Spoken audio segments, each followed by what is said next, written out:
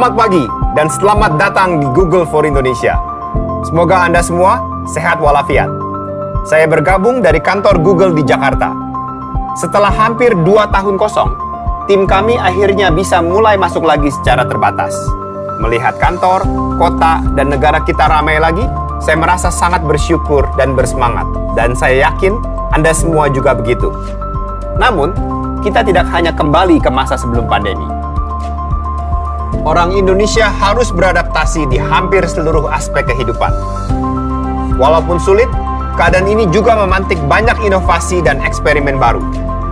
Kita telah menemukan beragam cara lain untuk bekerja, belajar, dan tentu saja merespon krisis. Ketika banyak yang harus bekerja dari rumah karena lockdown, banyak perusahaan yang tidak yakin apa dampaknya pada produktivitas mereka. Namun ternyata, untuk banyak orang, kolaborasi dari jarak jauh malah sangat efektif.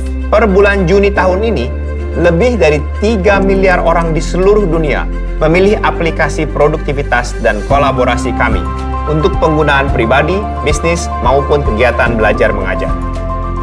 Tak hanya itu, melakukan aktivitas secara online membantu kita menikmati lebih banyak waktu dengan keluarga karena kita tidak perlu lagi berlama-lama di jalan dan bahkan juga bisa membuka peluang untuk bisnis baru. Dalam sebuah laporan yang baru saja kami terbitkan bersama dengan Temasek dan Bain, riset menunjukkan 1 dari 3 penjual online di Asia Tenggara percaya bahwa mereka tidak mampu bertahan selama COVID-19 tanpa platform digital. Perkembangan ini telah mendorong bisnis kecil dan besar di Indonesia untuk memikirkan ulang masa depan pekerjaan dan perdagangan mereka. Area kedua transformasi digital di Indonesia adalah tentang cara belajar dan mencari informasi. Pandemi telah membuat banyak orang mulai menggunakan internet untuk pertama kalinya. Di Indonesia saja, ada 27 juta pengguna internet baru sejak 2020, membuat total populasi online kita menjadi lebih dari 202 juta orang. Baik untuk belajar ataupun mencari hiburan, pengguna internet baru ini tidak hanya mengetikkan pertanyaan mereka ke ponsel. Mereka juga menggunakan cara-cara lain untuk mendapatkan informasi. Kami melihat peningkatan pencarian informasi melalui suara atau voice dan Google Lens. Misalnya, pelajar dan orang tua di Indonesia sekarang menggunakan Google Lens untuk menerjemahkan artikel pelajaran berbahasa asing dan memahami suatu konsep. Selain itu, istri dan anak saya juga sering menggunakan Lens untuk mencari model baju yang mereka sangat suka. Banyak orang juga merasa lebih mudah untuk bertanya secara lisan daripada harus mengetik di ponsel mereka. Disinilah voice search berperan dalam membantu mereka. Untuk pengalaman belajar yang lebih visual dan menyenangkan, banyak orang menggunakan YouTube yang kini sudah digunakan oleh lebih dari 100 juta orang di Indonesia. Contohnya, anak saya sendiri yang sering sekali menggunakan YouTube untuk membantunya belajar biologi. Pertumbuhan paling cepat dalam penggunaan YouTube datang tidak hanya dari Jawa, tapi juga dari kota-kota kecil di seluruh Indonesia. Yang jelas, masyarakat Indonesia menginginkan lebih banyak pilihan untuk memuaskan rasa ingin tahu mereka. Dan Google berkomitmen untuk menciptakan alat-alat yang dapat membantu mereka mengakses informasi dengan cara yang paling sesuai untuk setiap orang. Sekarang, kita tidak bisa bicara tentang digitalisasi tanpa membahas respons kesehatan nasional. Dengan situasi yang berubah setiap jam, warga membuka internet untuk mencari informasi kesehatan terbaru. Hal ini memunculkan gerakan akar rumput yang sangat luar biasa, seperti Warga Bantu Warga, sebuah rujukan online di mana warga saling membantu untuk mendapatkan informasi bermanfaat tentang banyak hal, dari ketersediaan oksigen sampai kesempatan berdonasi. Semangat gotong royong khas bangsa Indonesia tampak nyata sekali di sini. Di sini pula lah misi Google untuk menjadikan informasi mudah diakses dan berguna menjadi kian penting. Warga Indonesia memiliki berbagai pertanyaan kesehatan yang harus segera dijawab. Sementara misinformasi terus bertambah, termasuk tentang vaksin. Sekali lagi, kami berpartner dengan organisasi yang berwenang, termasuk Kementerian Kesehatan dan rumah sakit setempat, untuk memberikan jawaban terpercaya di Google Search tentang banyak hal, dari keamanan vaksin hingga tips isolasi mandiri. Di Google Maps, kami menampilkan lebih dari 4.000 pusat vaksinasi, lengkap dengan tombol untuk mendaftar bagi pusat vaksinasi yang memenuhi syarat. Dengan semangat gotong royong, ribuan orang Indonesia membantu menjawab pertanyaan penting di Google Maps, sehingga informasi terus diperbarui dan akurat bagi siapa saja. Kami juga berkolaborasi dengan 6 kreator YouTube teratas dan berbagai partner konten resmi untuk menyajikan konten yang aktual dan mendidik seputar topik kesehatan. Hingga saat ini, video-video ini telah ditonton 5 juta kali. Kami sungguh berharap semua upaya ini dapat bermanfaat bagi Anda dan keluarga. Namun, ini belum semuanya. Di tangan para ilmuwan dan pemimpin layanan kesehatan, masih banyak hal yang dapat dilakukan teknologi untuk membantu masyarakat Indonesia hidup lebih sehat dan lebih panjang. Untuk melihat beberapa aplikasinya, mari kita keluar dari kantor. Google telah bermitra dengan sejumlah otoritas kesehatan masyarakat di Indonesia dalam penanganan COVID. Kementerian Kesehatan menjadi mitra utama kami. Kami sangat beruntung memiliki Menteri Kesehatan Pak Budi Gunadi Sadikin bersama kita saat ini untuk membahas masa depan kesehatan Indonesia. Terima kasih sekali Pak Budi Sadikin atas waktunya untuk berbincang-bincang dengan kami di masa yang sangat yang sibuk sekali Pak. Kita lihat teknologi sudah memberikan transformasi digital di berbagai industri. Dari sisi sektor kesehatan, apa visi dari Pak Budi mengenai peran teknologi 10 tahun ke depan Pak? Bapak Presiden kasih tugas ke saya 3. Ya. Yang pertama adalah melaksanakan vaksinasi. Ya. Yang kedua mengatasi pandemi. Yang ketiga adalah melakukan reformasi atau transformasi besar di sektor kesehatan. Transformasi besar di sektor kesehatan kita udah set ada 6 agenda. Nomor 6 spesifik saya mau tekankan karena judulnya aja udah transformasi teknologi kesehatan. Ya. Nah, itu saya bagi 2 tuh. Ada transformasi di bidang teknologi informasi, ada transformasi di bidang bioteknologi. Karena saya percaya sekali dengan adanya artificial intelligence, big data, internet of things itu akan merubah secara drastis konstelasi industri kesehatan. Baik dari sisi diagnostik, testingnya, screeningnya, semuanya akan berubah maupun delivery-nya. Ya, kita baru lihat kan sekarang banyak hanya bermain di sisi delivery, telemedicine, teleconsultation, tapi sebenarnya bukan hanya itu ya. Dengan data yang terintegrasi, nah yang rencana nanti kita mau lakukan, ribuan bahkan jutaan data CT scan bisa masuk, puluhan juta data MRI bisa masuk. Itu akan sangat membantu kalau dikasih machine learning atau artificial intelligence yang jago, akan sangat membantu diagnostik kesehatan kita. Nah yang kedua yang juga ada hubungannya sebenarnya dengan teknologi informasi adalah bioteknologi. Cancer itu semuanya biotech based. Anti-aging itu semuanya biotech based. Ya. Dan karena bioteknologi itu berbasis genom, kan, data genome sequence itu kalau virus mungkin 10 pangkat 3. Yeah. Kalau manusia itu 10 pangkat 9. It needs a lot of space and data. Ya, jadi terabytes of data, informasi itu harus diolah menggunakan artificial intelligence agar bioteknologi itu ke depan bisa flourish. So that will be an interesting journey. Ya. Terima kasih atas waktunya Pak Budi Sadikin. Ya. Terima kasih juga untuk Google sudah banyak bantu ya, dalam mengatasi pandemi ini. Kita pakai cloud services-nya, kita juga pakai map-nya juga kita pakai ya. Dan saya berharap nanti komunikasi juga bisa dibantu, YouTube-nya juga kita juga banyak gunakan untuk bisa mensosialisasikan agar itu tadi education sama promotion itu bagian penting dari industri kesehatan. Itu juga harus kita reform, nggak bisa pakai buku aja, nggak bisa hanya pakai masukin di koran, tapi orang sekarang lebih banyak lihat gadget, WA dan YouTube. Jadi mudah-mudahan nanti ke depannya juga Google bisa bantu di sana. Terima kasih banyak ya. Siap Pak, terima kasih banyak sekali. Sekarang, untuk melihat transformasi ini dalam praktiknya, mari kita lihat bagaimana Bio Farma beralih ke digital untuk membantu Indonesia menghadapi krisis kesehatan di masa mendatang.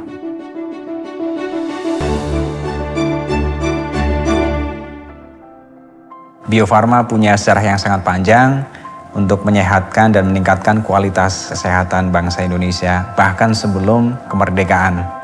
Kami sudah berdiri selama lebih dari 130 tahun. Kami juga memiliki sejarah yang panjang dalam memproduksi dan mendistribusikan vaksin di Indonesia maupun global. Yang paling terakhir adalah vaksin COVID-19. Pada saat pandemi COVID-19 itu mulai di awal tahun 2020, ada banyak hal yang harus kita lakukan, termasuk di dalamnya adalah transformasi digital untuk memastikan bahwa produk-produk kita bisa kita hasilkan dalam waktu cepat dan memenuhi kebutuhan dari masyarakat. Dengan kebutuhan untuk bisa melakukan percepatan R&D dan juga produksi alat-alat kesehatan, farmasi maupun vaksin, maka kami memutuskan untuk berkolaborasi dengan Google Cloud. Google Cloud Indonesia menjadi partner penting bagi Bio Farma dalam proses R&D dan juga revolusi pengembangan produk vaksin, obat maupun alat kesehatan. Dengan Smart Analytics dari Google Cloud, Bio Farma akan mampu melakukan percepatan R&D, produksi hingga distribusi. Bio Farma akan menggunakan beberapa layanan yang disediakan oleh Google Cloud Indonesia, termasuk di dalamnya adalah Big Data Analytics, kecerdasan buatan, dan pembelajaran mesin atau machine learning. Saat ini, Bio Farma sedang dalam proses penerapan teknologi AI dan machine learning untuk menentukan masa panen virus dan bakteri yang optimal. Kami ingin memanfaatkan kemampuan pusat data Google, IoT, AI, dan machine learning sehingga kami dapat memahami sains dengan lebih baik dengan tujuan akhir untuk memberikan pelayanan dan pengalaman terbaik kepada pasien kami sekaligus memberikan efisiensi kepada perusahaan kami. Mari kita sukseskan program vaksinasi nasional dan membuat masyarakat Indonesia lebih sehat dan tangguh. Senang sekali melihat bagaimana para inovator menggunakan teknologi sekarang ini. Tapi, bagi beberapa orang Indonesia, teknologi dapat menjadi hambatan, khususnya ketika kurangnya keterampilan digital membuat mereka sulit mendapatkan pekerjaan yang diinginkan. Anda mungkin pernah dengar riset yang sering dikutip dari McKinsey, yang memprediksi Indonesia akan kekurangan talenta digital sebanyak 9 juta orang hingga 2030. Sebenarnya, ini sudah dirasakan oleh generasi muda bangsa kita, yang paling terdampak oleh naiknya tingkat pengangguran. Jika kita ingin membangun ekonomi yang lebih inklusif dan terbuka bagi generasi muda, sekaranglah waktu yang tepat untuk berinvestasi besar dalam upaya mengatasi kurangnya keterampilan digital dan membantu orang-orang muda menemukan pekerjaan. Scott Beaumont, Google Asia Pacific President, telah hadir untuk menjelaskan hal ini lebih lanjut. Over to you, Scott. Thanks, Randy. In my day-to-day work, I get to speak with businesses across Asia-Pacific, as well as our own Google teams. We've seen the positive impact that a rapid switch to digital has had on many communities throughout the region. Since 2019, around 270 million more people have started using the internet across the region. And as digital adoption accelerates, it's clear that we also need to accelerate Google's digital skilling efforts and make our programs available for more people. We want to provide digital skilling opportunities that can benefit learners from all backgrounds. We especially want to help them get jobs where there is high demand for qualified candidates, such as IT support, project management, and user experience design. But to do so, we need to offer programs that are suitable for people who don't have previous degrees or experience, or even access to formal full-time education. This informed our program design, and we also established partnerships with experienced companies to develop new, rigorous curriculums. Today, it's my pleasure to share that we're now bringing our global Google Career Certificates program to Indonesia. First launched in the US, Google Career Certificates consist of online courses which can be accessed on Coursera. These can be completed at the learner's own pace with a focus on hands-on learning.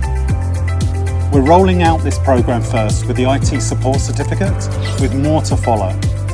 This course helps participants learn the foundations of networking and operating systems and how to solve problems using code. It will help prepare them for entry-level roles in database administration, system analytics, and of course IT support.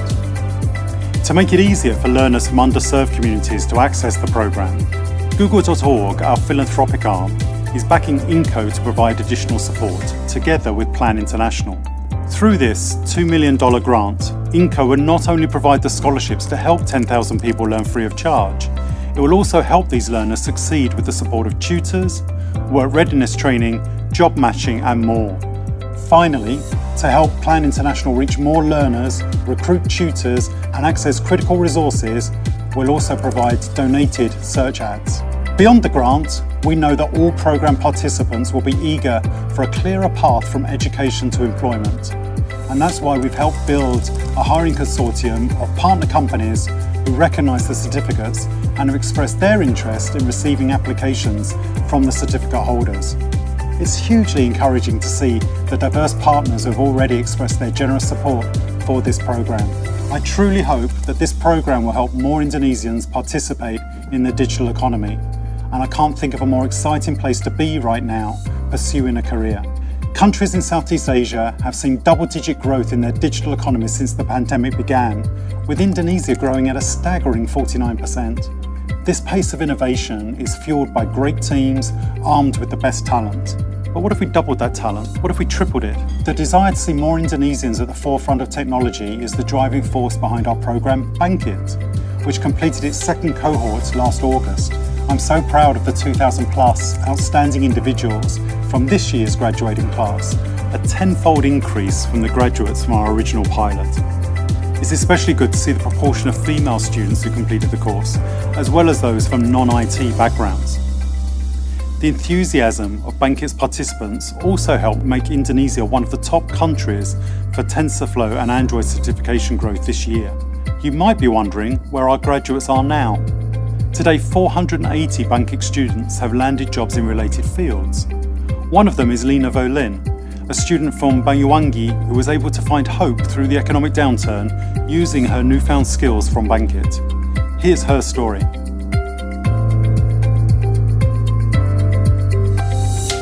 Ada tetangga yang ngomong ngapain cewek sekolah tinggi-tinggi jugaan nanti di dapur gitu. Tapi ambisiku lebih kuat daripada omongan mereka. Saya Lino Verlin, lulusan Bangkit. Sekarang saya bekerja sebagai website developer di Bali untuk bantu keluarga di desa. Saya dari Sempu, Kabupaten Banyuwangi, Jawa Timur. Kebanyakan orangnya tuh pekerja sebagai petani. Ibu saya seorang petani cabai. Pas saya dapat beasiswa teknik elektro di Bali, ya senang banget dong. Bapak ibu bangga banget. Lalu tiba-tiba pandemi datang. Penjualan cabai ibu saya menurun drastis. Ditambah bapak sakit. Putus asa sih. Tapi rasanya nggak mau nyanyain usaha yang udah dilakuin sama keluarga saya. Dari situ saya mulai coba nyari-nyari kerjaan. Setelah tanya-tanya, ternyata saya harus punya skill yang nyata. Suatu hari, dosen saya menginfokan ada pelatihan gratis, namanya Bangkit. Saya lihat websitenya, ternyata Bangkit itu partnernya dari perusahaan-perusahaan besar, jadi saya memutuskan untuk daftar. Waktu belajar cloud computing seperti IT automation, architecting, Python optimization, memang diajarin sama ahlinya langsung. Dari Bangkit itu kita juga diajarin untuk bikin resume yang bagus, terus wawancara yang bagus. Terus karena di Bangkit itu ada job fair di akhir acaranya, saya ikutan aja ngelamar. Besoknya pas wawancara, pertanyaan yang dari Bangkit itu ada yang keluar, jadi saya lebih gampang untuk menjawabnya. Akhirnya saya diterima jadi full-time website developer. Pas gajian pertama, bapak saya senangnya bukan main. Beliau bilang, biasanya orang tua yang ngasih ke anak, sekarang anak yang ngasih ke orang tua. Lino Verlin yang dulu, anak dari desa, kurang percaya diri. Lino Verlin yang sekarang lebih percaya diri karena punya banyak skill. Wow, I'm looking forward to hearing more stories like Lino's as Indonesia's digital transformation continues. To help keep the momentum going, we're proud to be bringing Bangkit back with a new cohort in 2022. In partnership with GoTo, Traveloka, and the Ministry of Education, Culture, Research and Technology's Campus Merdeka program, we're now accepting applications for a class of 3,000 students. Please register today at the link below. During the last time I holidayed before the pandemic, I spent some time in Yogyakarta, which was fantastic. It was easy to see the energy, the youthfulness, the creativity throughout the city. And by the way, there's a fantastic code-breaking museum there too. If you ever get the chance to visit it, you should. It shows the interest also in computer science. It's exhilarating to see the talent and energy rising across this extraordinary country. And I know that that's something which energizes Randy and the Indonesia team every day. Now back to Randy. Betul sekali, Scott. Terima kasih. Bekerja dengan startup-startup dan melihat semangat mereka untuk membuat teknologi yang berguna bagi masyarakat Indonesia adalah sumber inspirasi yang sangat besar sekali bagi tim kami. Sayangnya, bagi banyak bisnis, baik di bidang teknologi maupun yang lain, 20 bulan terakhir ini sangat sulit. Pemilik bisnis harus beradaptasi, mencari cara baru untuk melayani pelanggan dari jarak jauh. Dan yang paling terdampak adalah para pemilik usaha kecil. Dengan tim yang lebih terbatas dan sumber daya yang lebih sedikit, mereka harus selalu mengambil keputusan tepat selama pandemi. Sekarang, mari kita bicara dengan seseorang yang telah bekerja keras membawa program dan produk terbaik Google kepada berbagai UMKM di Indonesia. Mari kita sambut bersama-sama rekan saya, Veronica Utami. Makasih Randy. Seperti yang sudah kita lihat hari ini, di Indonesia setiap tantangan selalu dihadapi dengan keuletan dan keberanian. Tetapi, dukungan yang tepat yang diberikan pada saat yang tepat dapat meringankan beban para wirausahawan kita. Di Google, kami berusaha menyediakan dukungan ini dengan 3 cara. Keterampilan digital, produk yang mudah digunakan, dan bantuan finansial. Sejak 2015, program Grow with Google telah melatih lebih dari 2 juta pemilik UMKM di Indonesia tentang dasar-dasar keterampilan digital. Saya senang sekali mendengar bagaimana ilmu baru yang mereka dapatkan di sana dimanfaatkan untuk membantu mengembangkan dan mempertahankan bisnis mereka selama masa sulit ini. Bahkan, 8 dari 10 peserta berkata mereka mendapatkan lebih banyak pelanggan setelah mengikuti pelatihan Grow with Google ini. Salah satu dari mereka adalah Rensina, seorang penjual kain tenun dari Nusa Tenggara Timur. Rensina memulai bisnisnya Galeri Alekot setelah bertahun-tahun mengoleksi dan mengagumi keindahan kain tenun. Saat kegiatan jual beli setempat terhenti karena COVID, jumlah pesanan yang dia dapatkan menurun. Tapi Rensina tidak menyerah. Dia mengikuti program pelatihan Grow with Google bersama Kementerian Perdagangan dan belajar tentang Google Business School. Di sana, dia belajar cara memposting foto produk yang menarik, memberikan layanan pelanggan secara online, dan menarik pelanggan baru. Langsung dia praktekkan ilmu baru itu. Dan sekarang, Rensina mendapatkan ratusan penelusuran per minggu untuk tokonya. Termasuk saya. Nih, saya pakai kain tenun dari Galeri Alekot. Cantik kan?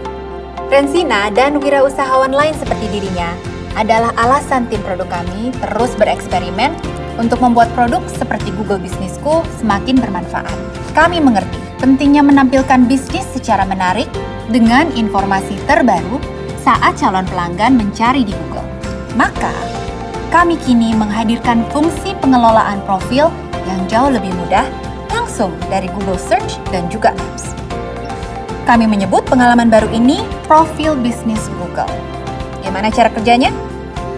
Untuk mengklaim bisnis Anda, cukup cari namanya di Google Search dan klik link pemilik bisnis ini. Jika sudah mengklaim profil bisnis Anda akan melihat pilihan untuk memverifikasi profil Anda langsung di Google Search atau aplikasi Google Maps. Setelah bisnis Anda diklaim dan diverifikasi, Anda dapat langsung mengedit informasi yang ditampilkan ketika orang mencari bisnis Anda, termasuk alamat, jam buka, foto, dan sebagainya. Dan yang paling bikin gampang, sekarang Anda bisa mengirim pesan ke pelanggan langsung dari Google Search. Untuk kedepannya, kami menganjurkan pemilik UMKM untuk mengelola profil mereka langsung dari penelusuran Google atau Maps. Di tahun 2022, aplikasi Google Business School akan dipensiunkan, agar lebih banyak pemilik bisnis dapat memanfaatkan versi terbarunya di Google penelusuran dan Maps secara maksimal. Ini baru permulaan, tunggu alat-alat lainnya di masa mendatang. Selain keterampilan dan alat digital, banyak bisnis di Indonesia membutuhkan bantuan keuangan untuk membangkitkan bisnisnya kembali. Hari ini, kami dengan gembira mengumumkan update tentang Small Business Resilience Fund yang dikelola oleh Kiva. Mungkin Anda masih ingat, tahun lalu kami mengumumkan tentang dana 10 juta US dollar sebagai pinjaman modal bagi bisnis kecil. Mulai hari ini, perempuan pengusaha berpenghasilan rendah dapat mulai mengajukan permohonan pinjaman lewat Komida.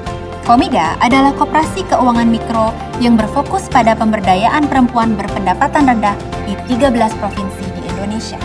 Untuk berpartisipasi dalam program ini, pemilik bisnis yang memenuhi syarat harus terlebih dahulu mendaftar untuk bergabung dengan koperasi Komida. Mereka akan mempelajari lebih lanjut tentang proses pinjaman dan juga menemukan network yang dapat mendukung mereka. Silakan buka link di bawah ini untuk informasi selengkapnya. Kami sangat berharap bantuan-bantuan ini dapat membantu pemulihan UMKM di negara kita. Dan kami akan terus bermitra dengan berbagai partner lokal untuk memperluas jangkauan dana ini di seluruh Nusantara. Untuk berbicara lebih lanjut tentang upaya pemulihan perekonomian Indonesia ini, adalah sebuah kehormatan bagi saya untuk mempersilahkan Menteri Keuangan Republik Indonesia yang terhormat Ibu Sri Mulyani.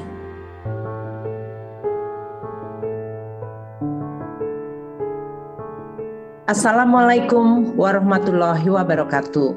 Salam sejahtera, salam sehat bagi kita semua. Om Swastiastu, Namo Buddhaya, salam kebajikan. Yang saya hormati para pimpinan kementerian dan lembaga, jajaran eksekutif, Google Global, Asia Pasifik dan Indonesia, para pelaku UMKM, pelaku ekosistem digital, dan pelaku industri startup, serta pengembang aplikasi, konten kreator, jurnalis, para dosen, guru, mahasiswa, pelajar, dan undangan yang berbahagia. Saudara-saudara sekalian, kalau kita bicara tentang UMKM, peranan dari teknologi digital menjadi sangat penting.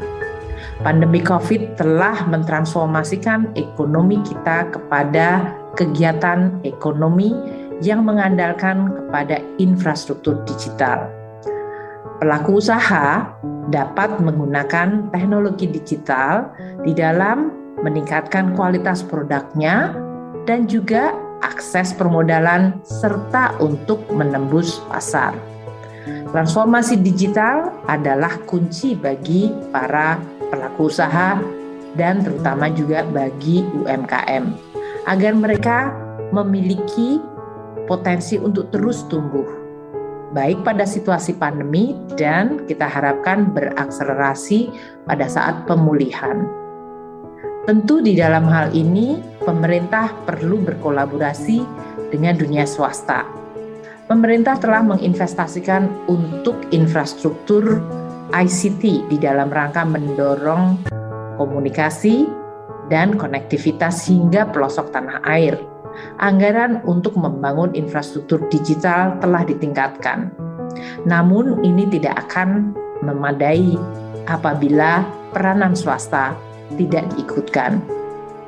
Saya menyambut gembira bahwa Google sebagai salah satu swasta global juga turut serta di dalam rangka membangun digital ekonomi di Indonesia dan terutama mendedikasikan kepada pembangunan dan pemberdayaan UMKM. Google telah mendukung transformasi digital melalui peningkatan literasi digital kepada 2 juta UMKM. Hal ini dilakukan melalui kelas Gapura Digital di bawah program Grow with Google. Saya menyambut baik program Google untuk mengembangkan talenta digital dan peningkatan konektivitas internet di Indonesia melalui Google Cloud Jakarta Regional dan kabel bawah laut dan juga melalui bantuan finansial kepada UMKM. Kolaborasi Google dengan Kiva, sebuah organisasi nirlaba internasional, bekerja sama dengan berbagai mitra lokal termasuk Koperasi Mitra Duafa atau Kominda telah menyalurkan bantuan pembiayaan dengan bunga rendah dengan nilai 10 juta US dollar atau 147 miliar rupiah. Angka ini memang kecil dibandingkan program pemerintah yang mencapai tadi UMI 17 triliun. Namun ini sangat membantu, terutama di dalam mengisi kantong-kantong di dalam membantu UMKM yang begitu besar di Indonesia. Dengan kerjasama antara pemerintah yang telah memberikan perhatian luar biasa bagi UMKM melalui program-program pemberdayaannya, dan juga swasta termasuk dengan menggunakan teknologi digital, kita berharap agar ekonomi Indonesia, terutama UMKM, dapat pulih dan bangkit kembali. Untuk itu, saya ingin menyampaikan selamat kepada seluruh peserta dan juga terutama kepada para korporasi yang terus secara tekun ikut membantu segmen usaha kecil menengah. Semoga ini akan memperkuat fondasi ekonomi Indonesia dan juga akan memperkuat ketahanan dari para pelaku terutama UMKM. Saya sering mengatakan jangan pernah lelah mencintai Indonesia. Lakukan yang terbaik. Ini adalah salah satu bentuk untuk peduli dan melakukan yang terbaik bagi Indonesia. Selamat dan terima kasih. Wassalamualaikum warahmatullahi wabarakatuh. Terima kasih banyak yang terhormat Ibu Sri Mulyani untuk sharingnya yang sangat membuka wawasan. Kami sangat bersemangat untuk bersama-sama bekerja demi masa depan Indonesia. Saya juga ingin berterima kasih sekali kepada semua partner kami yang telah menyumbangkan pengetahuan dan keahlian yang tak ternilai ke dalam semua upaya yang Anda lihat di sini. Dengan demikian, saya ingin mengucapkan terima kasih telah bergabung dengan kami di acara Google for Indonesia. Melalui semua tantangannya, pandemi telah mendorong kita untuk memikirkan kembali bagaimana kita hidup dan bekerja, dan mendorong banyak inovasi untuk tetap ada. Saya harap Anda juga sangat bersemangat seperti saya dalam menyambut masa depan negara Indonesia. Indonesia adalah bangsa yang tangguh, dan Indonesia akan terus bertumbuh. Jaga kesehatan, dan sampai jumpa lagi. Hai semuanya, saya Yura Yunita dan rasanya Yura senang sekali hari ini bisa hadir di acara Google for Indonesia. Dan lagu yang satu ini adalah lagu tentang semangat daya juang untuk merakit mimpi kita yang sudah ada di dalam diri setiap insan manusia. Dan semangat ini juga yang kita lihat di dalam diri Ibu Rensina, Lino dan juga banyak jiwa-jiwa lainnya. Dan Yura berharap dengan lagu ini mudah-mudahan kita semakin semangat lagi untuk merakit mimpi kita, bahu-membahu, kolaborasi, dan lebih semangat lagi membangun Indonesia dan membangun tahun depan jauh lebih baik lagi. Dan ini dia persembahan dari kami. Lagu ini berjudul Merakit. Woo!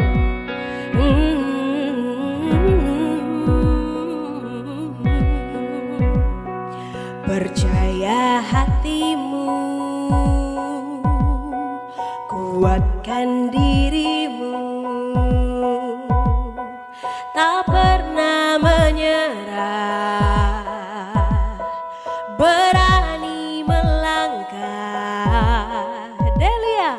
Percaya tangismu dan perjuanganmu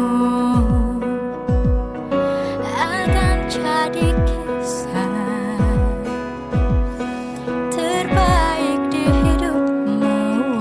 Mia. Tak apa terjatuh, bangkitlah dan tersenyumlah. Hey. Kita terus maju, yakini diriku, yakini dirimu, semesta akan bantu merakit mimpiku, merakit mimpimu, melesatlah seperti peluru.